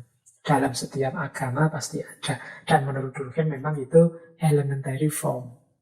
Bentuk dasarnya keberagamaan di level sosial itu antara lain adanya yang sakral dan yang profan ini. Terus yang ketiga adalah ritual. Jadi di masyarakat aborigin tadi itu ada ritual-ritual khusus untuk menghormati totem. Harus melakukan ini, pantang melakukan itu. Nah, itu ritual. Nah, di semua agama ya pastinya ada ritual. Kalau di Islam disebut ibadah. Nah, ya praktek ritual ini tentunya ditetapkan secara kolektif oleh lembaga yang representatif. Orang tidak boleh ngarang, tidak boleh ngawur. Jadi, ya ini baku, ada pola-polanya. Tidak bisa kita ijtihad sendiri, ngarang sendiri, tidak boleh. Jadi dalam agama, ya fungsi ini pasti bermain dengan sesuai yang dikeluarkan, ditetapkan oleh lembaga yang dipandang representatif dan disepakati oleh masyarakat. Nah, ritual ini jenisnya ada dua. Ada perintah, ada larangan. Ada yang negatif, ada yang positif. Ya kalau ini teman-teman mungkin ngerti ya. Tapi ada rahasianya, kata Durkheim. Larangan-larangan tadi sebenarnya berfungsi agar yang sakral dan yang profan tetap terjaga. Orang dilarang ini, dilarang itu biasanya dalam rangka agar tidak melanggar yang sakral. Jadi agar yang sakral tetap disakralkan.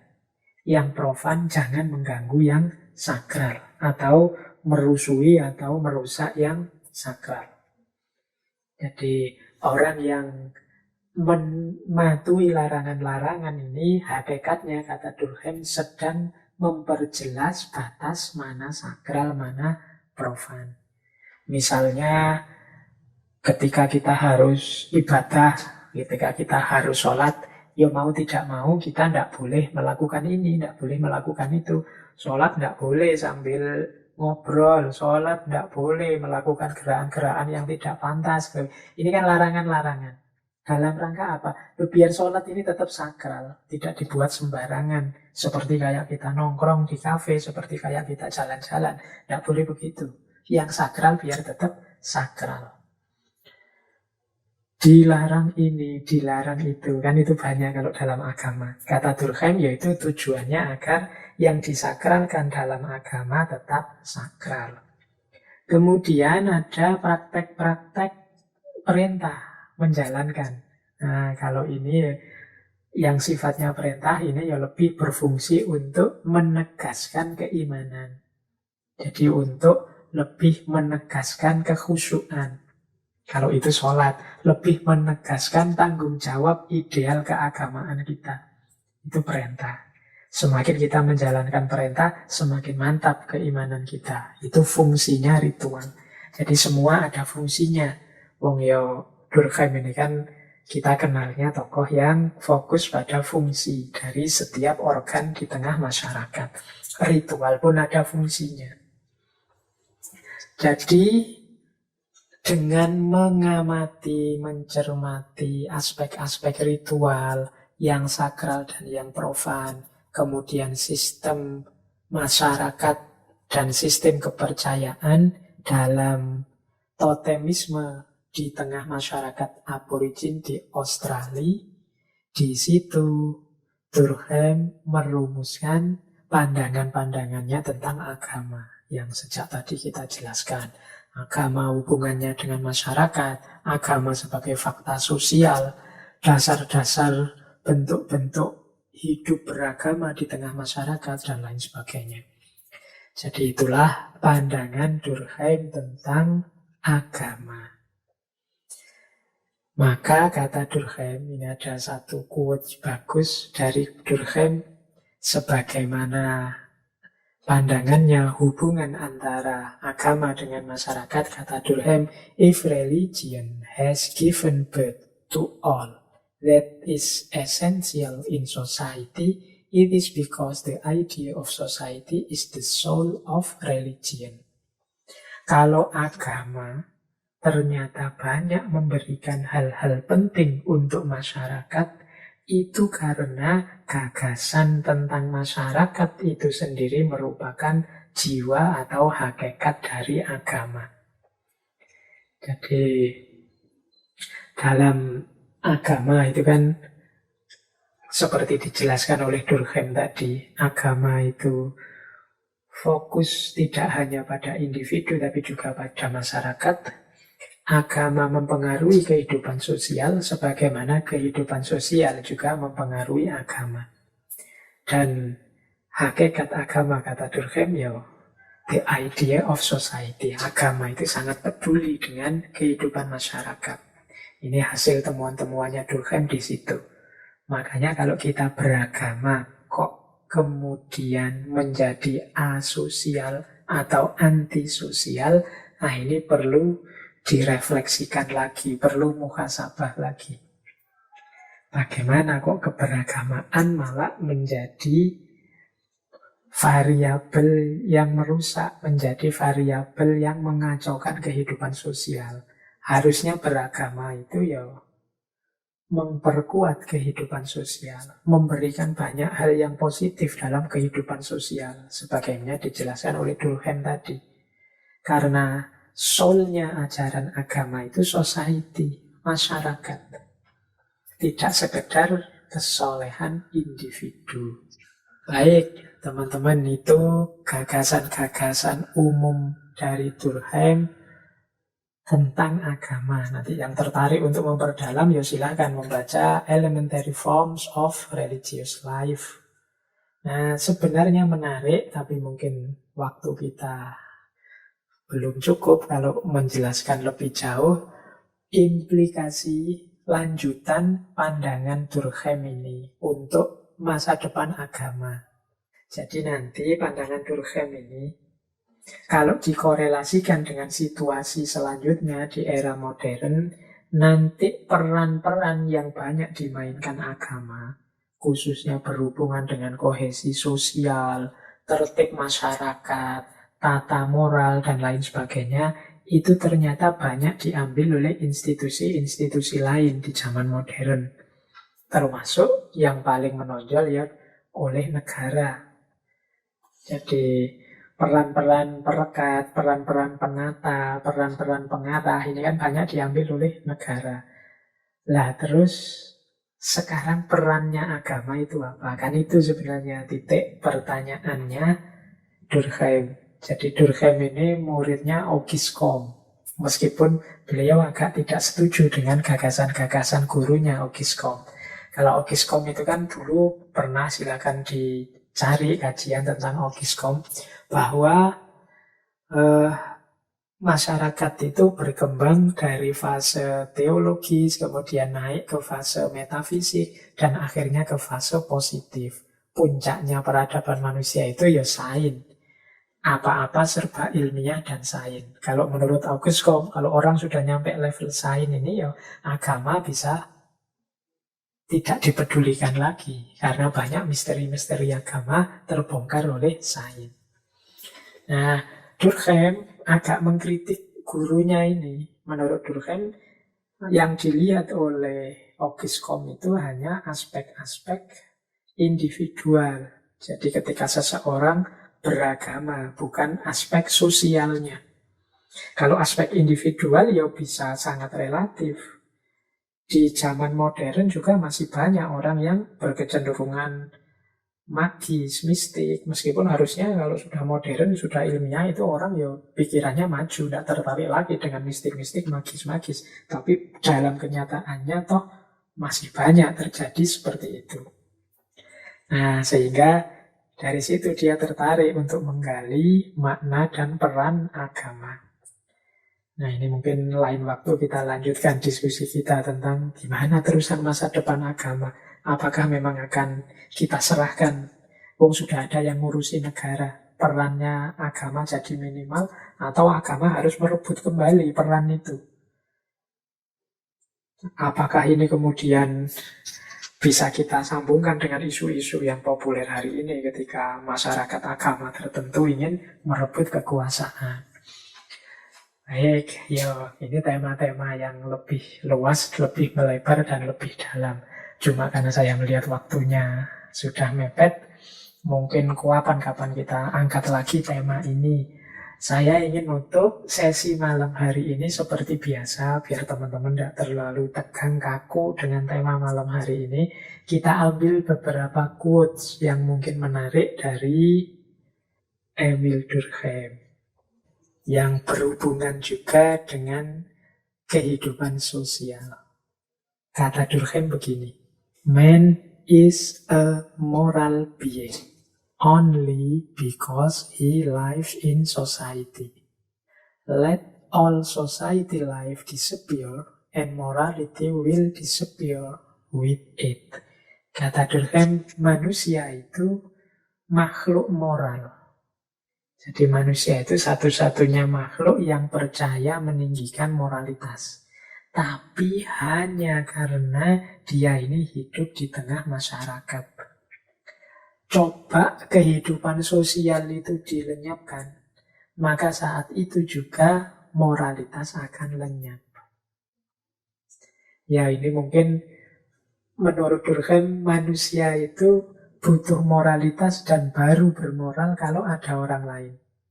Coba tidak ada orang lain, manusia itu kemungkinan ya lebih cenderung mengabaikan ajaran prinsip-prinsip moral. Atau jangan-jangan ya prinsip moral itu sudah tidak laku kalau hidup sendiri. Ya teman-teman boleh cek moralitas itu. Mungkin kejujuran kah, kesetiaan kah, pengabdian kah, atau apapun itu. Prinsip moral itu kan sebagian besar memang berhubungan dengan orang lain. Dia dibutuhkan dalam kehidupan sosial. Coba tidak ada kehidupan sosial, ya sudah. Orang bisa suka-suka dia sendiri. Nah ini katanya Durkheim begitu. Ini mungkin nyambung dengan tadi penjelasan tentang moralitas tadi, bahwa manusia itu memerlukan moralitas dalam rangka menjaga dan mengontrol manusia agar tidak sembarangan mengikuti keinginannya dalam memenuhi kebutuhannya. Jadi kita ingin sesuatu, kita butuh sesuatu, orang lain juga begitu. Disitulah kita perlu moralitas. Ini kata Durkheim. Karena dia melihat moral itu sebagai fondasi kehidupan sosial. Bagian yang menguatkan kehidupan sosial. Maka dia lebih dibutuhkan dan dia akan eksis selama masyarakat eksis. Tapi ketika masyarakat bubar atau tidak ada masyarakat, ya tidak tahu situasi apa yang bisa membuat masyarakat ini bubar, ya moralitas akan lenyap.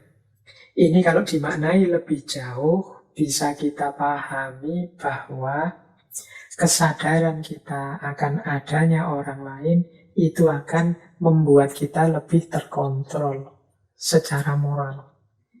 Kalau kita tidak menganggap orang lain ada atau kita abai dengan hadirnya orang lain, ya kemungkinan kita akan lebih tidak terkontrol. Mengapa sih hari ini dunia digital medsos kita yang ramenya luar biasa itu kadang isinya orang yang aneh-aneh, unik-unik. Itu kemungkinan yang aneh-aneh, kadang tidak bermoral, kadang tidak masuk akal, dan lain sebagainya itu dilakukan dengan kesadaran mengabaikan hadirnya orang lain. Jadi dia lebih fokus ingin mengekspresikan dirinya, ingin menampilkan dirinya, sehingga kemudian dia lupa orang lain hadir, sehingga prinsip-prinsip moral pun lupa terbawa. Nah itu kalau dideduksikan dari quote-nya Emil Durkheim ini. Ada lagi lanjutannya, quote tentang moral juga. Durkheim mengatakan, when moral are sufficient, law are unnecessary. When morals are insufficient, laws are unenforceable. Jadi kalau moralitas sudah tegak, moralitas sudah berjalan, sudah hidup di tengah masyarakat, maka tidak perlu lagi adanya hukum. Tetapi ketika moralitas tidak tegak, jadi masyarakat tidak peduli dengan moralitas, laws are unenforceable. Hukum akan lemah. Wah ini menarik ya. Maju mundur, hukum ini terus kalah. Kalau manusia-manusia itu moralitasnya tinggi, dia tidak butuh hukum. Mengapa? Ya karena dia sudah bisa ngatur dirinya sendiri, dia sudah bisa ngontrol dirinya sendiri, dia sudah bisa mengarahkan dirinya sendiri untuk tidak melanggar hukum, untuk selalu menetapi hukum. Hukum itu kan sifatnya menyuruh, memaksa. Sementara kalau moral itu sukarela. Nah kalau orangnya secara sadar sukarela, sudah mau menjalankan kebaikan-kebaikan, menghindari yang salah-salah, ya hukumnya tidak perlu. Tapi sebaliknya, kalau mungkin kita terus, berarti hukum itu lebih dibutuhkan pada saat orang mengabaikan moralitas. Tapi tidak begitu kata Durkheim. Kalau orang, when moral are insufficient, ketika moral tidak cukup, ketika moral tidak tegak, itu kita juga sulit menegakkan hukum. Karena hukum di situ tidak punya daya, tidak punya kekuatan. Dia tidak dipercaya. Kalau semua orang amoral, kalau banyak orang tidak bermoral, sehingga moralitas lemah, ya hukum tidak terlalu dipercaya, hukum tidak terlalu tegak, hukum dimanipulasi. Jadi laws are unenforceable. Jadi hukumnya tidak bisa kuat. Nah, teman-teman boleh milih yang mana. Moralitas tegak sehingga kita tidak butuh hukum, atau moralitas lemah sehingga hukum tidak bisa kita tegakkan. Ya mungkin teman-teman milih ideal yang pertama, tapi ideal yang pertama ini bahasa kita melangit. Manusia itu selalu saja makhluk khotok wan nisyan, tempatnya salah dan alpa. Berarti yang penting bagaimana caranya kita berupaya menegakkan moralitas, berupaya hidup secara baik. Memang kalau sekali-sekali kita kepleset, disitulah saatnya hukum main. Kalau mungkin kita terjebak dalam kekeliruan, kesalahan, kriminalitas, disitulah saatnya hukum main. Tapi hidup ini berusaha kita jalankan, tidak 100% seutuhnya dipaksa oleh hukum, tapi mari kita hidupkan kesadaran moral dalam diri kita. Jadi ini petunjuknya Durkheim. Dan yang terakhir, Durkheim punya satu quotes yang menurut saya penting untuk kita renungkan. Kata Durkheim, kita tidak mencela satu kejahatan karena ia jahat, tetapi ia jadi jahat karena kita mencelanya. Jadi kejahatan itu statusnya jahat karena kita mencelanya. Bukan karena ia jahat terus kita cela. Tapi karena kita menganggapnya jahat, maka dia terus statusnya jadi jahat. Ini kalimatnya bulat, tapi maksudnya begini loh. Dalam hidup ini, mana jahat, mana baik, itu sebenarnya dasarnya adalah kesepakatan kita. Kalau sesuatu itu kita anggap jahat, kemudian kita celah, dia mungkin hakikatnya baik, tapi karena kita semua anggap jahat, dia berubah jadi jahat. Demikian juga sebaliknya, mungkin itu jahat, tapi kita tidak mencelanya, bahkan mungkin kita memujinya. Dia akan berubah jadi sesuatu yang terpuji. Jadi kunci moralitas itu adanya pada manusianya. Baik buruk itu kadang-kadang bergantung pada kesepakatan kita menyatakannya. Ini baik atau buruk. Jadi memang kita sering berprinsip kan kebaikan bagaimanapun akan mengalahkan kejahatan. Tapi ternyata mana baik, mana jahat, itu tergantung kesepakatan kita, kalau kata Durkheim.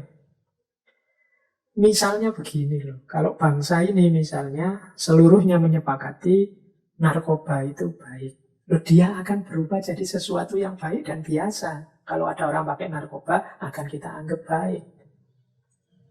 Sebaliknya juga begitu, misalnya tidak tahu bagaimana, terus kita menyimpulkan bahwa menolong orang itu jahat misalnya.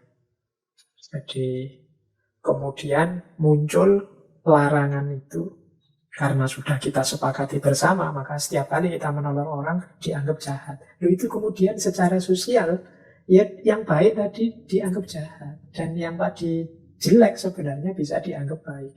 Maka manusianya penting untuk dibangun, tidak hanya jenis tindakannya.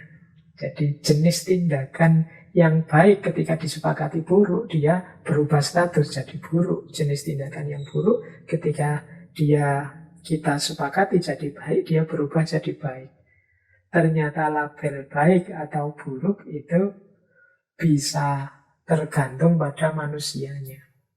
Dan manusia itu ternyata adalah buah dan produk sosialnya. Seperti kata-kata Durkheim tadi. Maka mari kita jaga agar masyarakat kita masih tetap masyarakat yang sehat, masyarakat yang bisa berpikir jernih, dan masyarakat yang mampu menegakkan nilai-nilai moralitas. Sehingga fakta-fakta sosial kehidupan bersama kita adalah fakta-fakta yang positif, fakta-fakta yang membahagiakan, bukan fakta-fakta yang memprihatinkan. Baik, saya kira itu ya teman-teman. Semoga ada manfaatnya meskipun hanya sedikit, setitik, 1-2 kalimat dari banyak yang saya sampaikan malam hari ini. Ya seperti saya sampaikan tadi, ini materi yang mungkin kita perlu agak berpikir. Makanya tidak harus dipaksa, bisa dipahami pelan-pelan. Atau alhamdulillah kalau teman-teman tertarik dengan tema ini, kemudian melacak, mengejar referensi-referensi, menambah wawasan, sehingga bisa memahami lebih luas, lebih dalam daripada yang sekedar saya pancing malam hari ini tentang agama menurut Durkheim. Baik, saya akhiri sekian untuk sesi malam hari ini. Kurang lebihnya mohon maaf kalau ada keliru-keliru dari sisi apapun. Mohon dimaklumi dan dimaafkan. Wallahul muwafiq, wallahu